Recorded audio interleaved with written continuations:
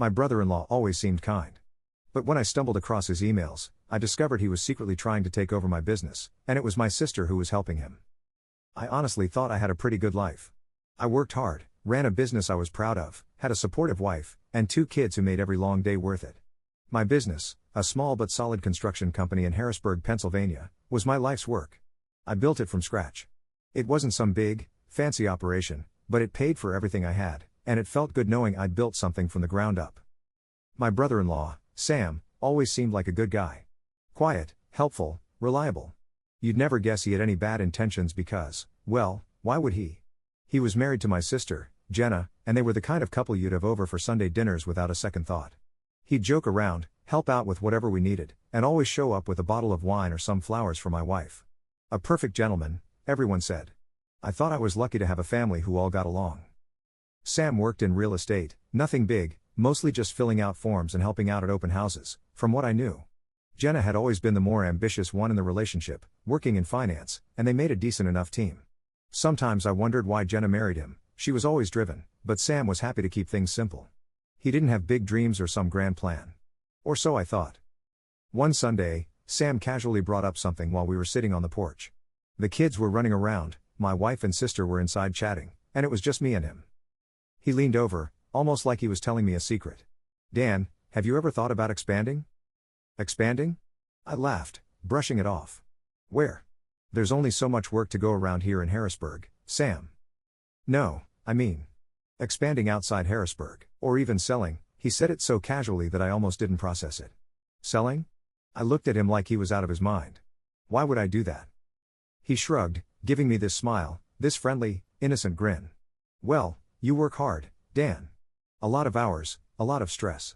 Maybe it's time you reap the rewards, you know? Think about it, someone else could buy it, you could step back, spend more time with your family. I let out a chuckle, waved it off, told him he didn't know what he was talking about. Selling the business? That wasn't even a thought in my head. I had dreams of passing it down to my kids one day, or at the very least running it until I was too old to lift a hammer. I thought Sam was just clueless, that he didn't really understand what my business meant to me. But Sam didn't drop it. Over the next couple of months, every so often, he'd bring it up in subtle ways. Don't you think it's time to relax a little, Dan? You're not getting any younger, he'd joke. Or, how long can you keep up these long days? I brushed it off. Every single time. Sam didn't get it. He didn't understand the pride of running a business you'd built with your own hands. But then, one night, my wife mentioned something strange. Dan, I heard Sam and Jenna talking in the kitchen earlier. They were talking about you. And selling the business. She sounded confused, like she didn't want to tell me but felt like she had to. Jenna was actually encouraging him to talk to you about it. Jenna, my own sister. That threw me. I didn't think much of it at first, maybe she just wanted to help her husband get ahead. Maybe she was just being ambitious. But my sister was the last person I expected to be involved in something like this. I started feeling unsettled. Not suspicious, just uneasy. The whole thing felt off. Why were they so interested in my business? Sam didn't know anything about construction, and Jenna never cared much for it either, but the way they were talking about it, it was as if they were talking about something they had control over, something they were planning for. The feeling sat with me for a couple of days, gnawing at me. I tried to shake it off, telling myself it was all in my head. But then, one Sunday evening, I saw something that made my stomach drop. Sam left his laptop open on my dining room table. He'd gone outside to get something from the car, and as I passed by, my eye caught an email on his screen. I couldn't help it, I glanced over. The subject line read, Transition Plan for D&J Construction. My construction business.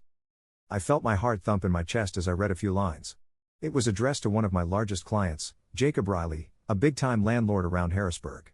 Sam was talking as if he was already running the show, telling Jacob about plans for leadership transition and assuring him that once the acquisition was complete, the services would stay the same. Acquisition. It hit me like a slap to the face.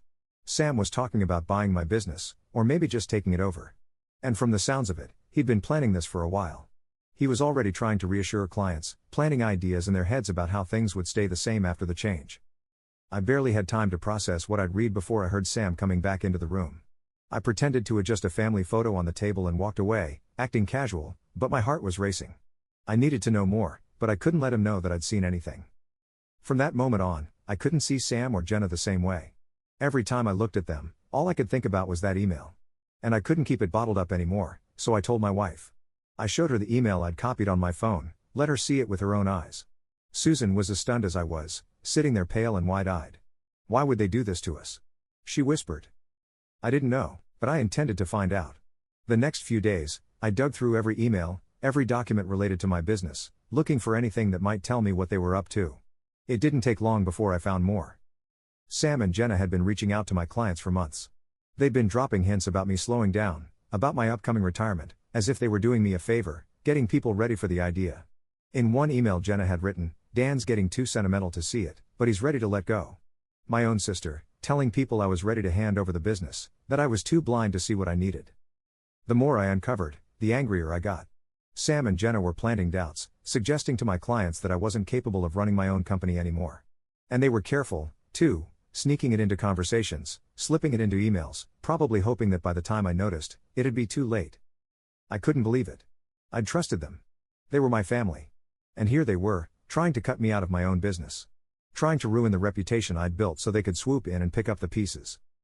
But I wasn't about to let them get away with it.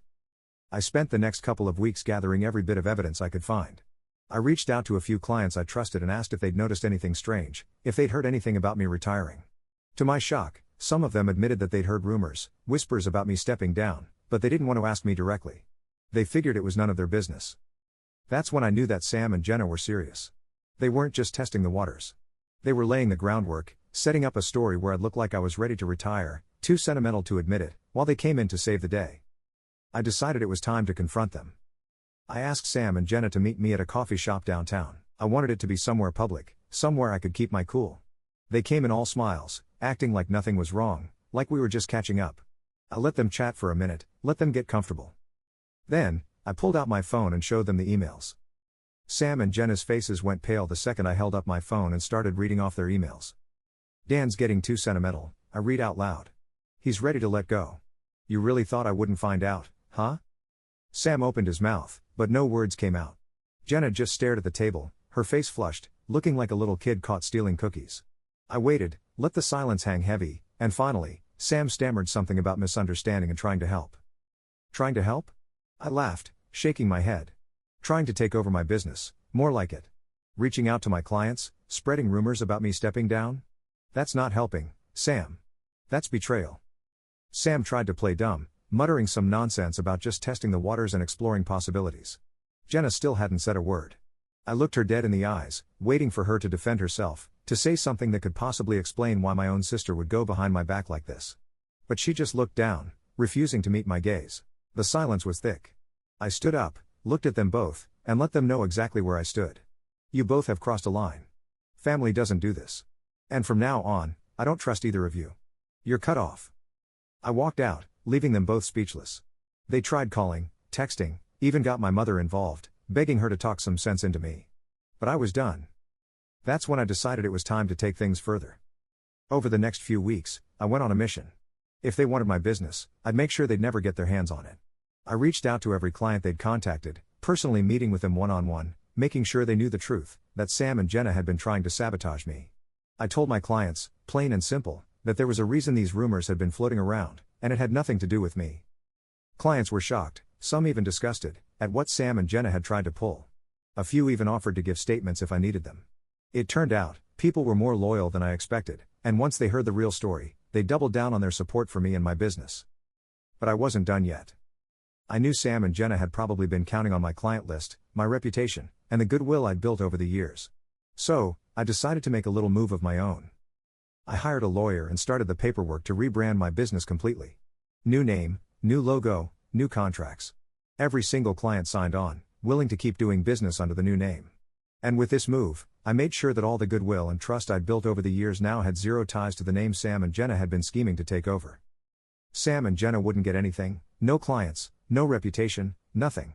Just an empty shell of a name with zero credibility attached to it. I even went as far as to trademark the new business name so that if they ever tried to pull another stunt like this, they'd have nowhere to turn. A couple of months later, Sam and Jenna's lives took an interesting turn. Sam lost his job at the real estate agency. Turns out, word got around that he was underhanded and untrustworthy. No one wants to work with someone who'd stab their own family in the back for a quick buck. His career in real estate was effectively over in Harrisburg, and he had nowhere to go. Jenna, too, started seeing the fallout. People in her network heard about her involvement in the scheme, and clients she had worked with started distancing themselves. She faced a lot of awkward questions, and eventually, she resigned from her job to take some time off. Now, both of them were out of work, their big plans crumbling around them. As for me, my business is stronger than ever. The rebrand turned out to be a blessing in disguise. The story got around, everyone in town knew about how Sam and Jenna tried to undermine me. It ended up working in my favor, as clients respected the fact that I stood up for myself and didn't let anyone, not even family, pull one over on me. Business is booming, and I've got more work than ever before. Jenna still tries to reach out now and then, sending long, apologetic emails, asking for another chance. She says she regrets what she did and claims Sam was the one who pushed her into it. But the way I see it, she made her choice. You don't turn on family like that and expect everything to go back to normal. She betrayed me, plain and simple. Sam? I haven't heard from him at all. Rumor has it, he's looking to move out of town, but no one really knows where he's going. No one really cares, either. In the end, I lost a sister and a brother-in-law, but I kept my business, my clients, and my integrity. And I think that's a fair trade.